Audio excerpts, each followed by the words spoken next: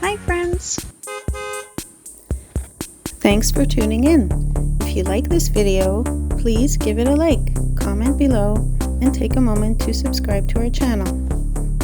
You might notice a smoky haze in the sky in this video. Smoke from wildfires burning in northern Canada has drifted into the area. It's something many parts of Canada experience during the summer months. Welcome to Petersfield, Manitoba.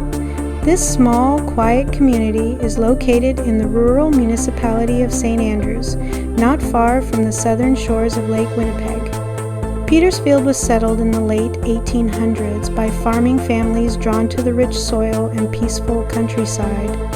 The area is known for its beautiful natural surroundings, with nearby creeks, marshes, and open fields. Many people here enjoy fishing, boating, and relaxing by the water in the summer months.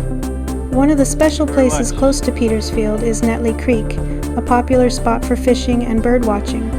The community is also proud of its history and friendly small-town feel.